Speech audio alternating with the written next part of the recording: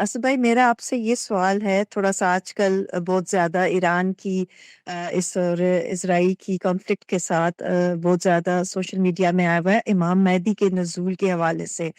تو میرا آپ سے سوال یہ ہے کہ امام مہدی کا جو نزول ہے، جس پہ ہم سنی جو ہے وہ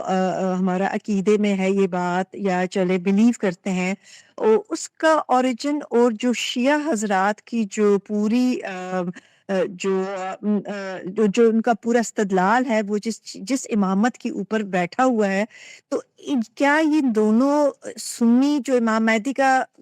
انتظار کر رہے ہیں اور شیعہ کی جو امامت ہے، ان دونوں کا جو ڈیرائیو ہے وہ کیا ایک ہی سورس ہے، یا ایک ہی سوچ سے، یا ایک ہی اس چیز سے استدلال کر رہے ہیں، یا ان کا اوریجن کسی دو مختلف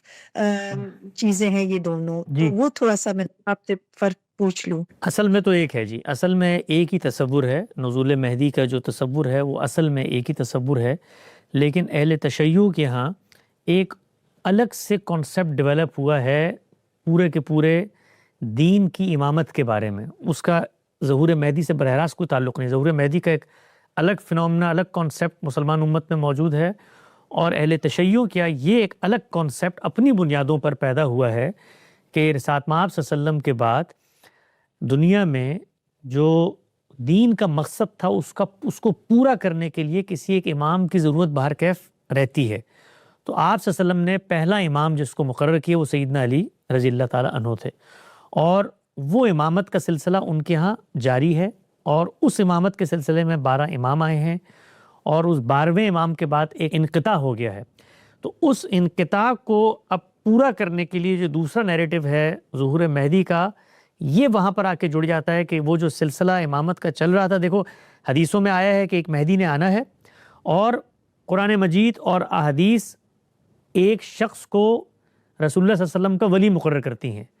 تو اب یہ جو ولی ہیں، یہ دنیا کا انتظام و انصرام چلانے کی ذمہ داری جن کو دی گئی ہے رسول اللہ کے بعد، امامت کا ان کو ایک پورا کا پورا منصب دیا گیا ہے، ان کا جو انسٹیٹیوشن ہے یہ ایک وقت میں آ کے رک جائے گا، اور اس کی تکمیل، اس انسٹیٹیوشن کی تکمیل پھر یہ جو اصل ہدایت تھی ظہور مہدی کی، یہ کر لے گی۔ گویا ظہور مہدی کے تصور کو انہوں نے یوٹیلائز کیا ہے، یا انہوں نے اس کو اپنی امامت کے تصور کے تسلسل یا تائید میں پیش کیا، لیکن اپنی حقیقت میں یہ دونوں تصورات بالکل الگ الگ تصورات ہیں، اپنی الگ الگ بنا استدلال رکھتے ہیں۔ تو پھر میں تھوڑا سا یہ مزید پوچھنا چاہوں گی کہ پھر یہ کون سے دور میں، جیسے کہ شیعہ مطلب اہل تشیع تو پھر واقعہ کربلا کے بعد ہوا نا، تو پھر یہ چیز مطلب بہت ارلی زمانے میں ہی ایک کانسیپٹ تھا کہ امام مہدی آئیں گے، لیکن جب غامدی صاحب کی ڈیٹیل میں آپ کے ساتھ ان کی گفتگویں سنی، تو وہ ساری جو اہل سنت میں جو یہ چیز ڈرائیو ہوتی ہے، وہ ساری ضعیف احادیث سے ہو رہی ہے۔ تو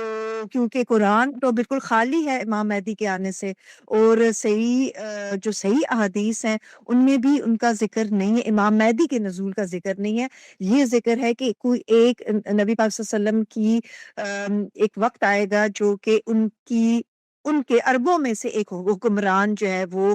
ہوگا، جو بڑا فیاض ہوگا اور اپنی فیاضی کو بھر دے گا دنیا میں۔ تو پھر یہ اہل تشیع اور یہ جو چیز ہے، یہ پیچھے کہاں تک جاتی ہے جہاں سے یہ چیز شروع ہوئی؟ جی، میں نے کہی جو ابتدائی 3-4 صدیاں ہیں میرے مطالعے کی حد تک، تو اس میں نزول مسیح کی بحث تو آپ کو نظر آتی ہے، اس لیے کہ وہ ایک تصور چونکہ پچھلی امتوں میں بھی موجود تھا،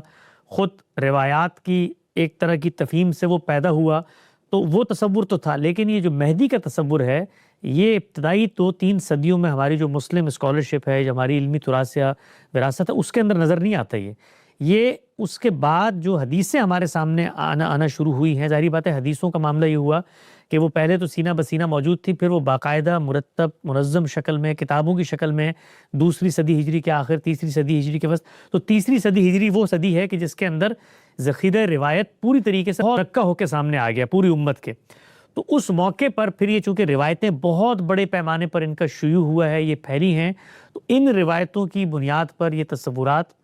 پیدا ہونے شروع ہوئے کہ باقاعدہ جو ہے کوئی شخصیت ہوگی۔ اور پھر ہوا کیا کہ جو نزول مسیح کی روایات ہیں، اصل میں ان میں بھی کچھ اس کا ذکر ہو گیا، یعنی کچھ روایتوں کا اختلاط ہو گیا، تو وہ نزول مسیح کے تصور کو اور ظہور مہدی کے تصور کو ملا دیا گیا۔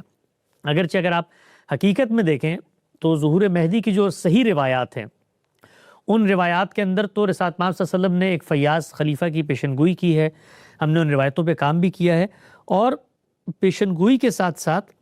آپ صلی اللہ علیہ وسلم نے اس کا جو زمانہ نزول ہے اس کے بارے میں بھی ایک پیشنگوئی فرما دی ہے اور بشارت دے دی ہے کہ یہ میرے جو خلفاء ہیں اور میرے صحابہ ہیں اس کے متصل دور کے بعد ہوگی،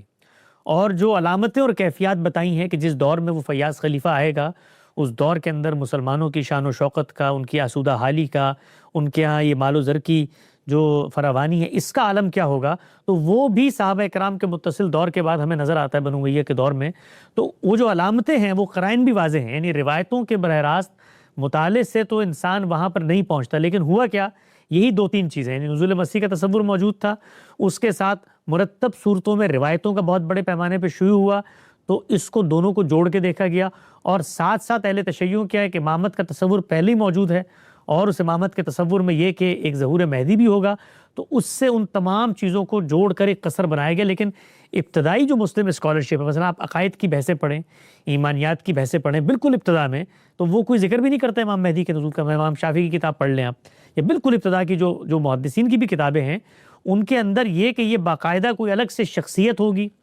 اس کے لیے پھر اس طرح کے جو ہمارے ہاں کیفیات اور یہ پھر چیزیں جمع کی گئیں، یہ تصورات نہیں تھے۔ یہ بہت سارے تصورات، بہت ساری ضعیف روایتیں ہیں، بعض ان میں موضوع روایتیں ہیں، گھڑی ہوئی روایتیں ہیں، اور وہ پھر آگے بڑھتی چلی گئیں اور تصور پیدا ہوا۔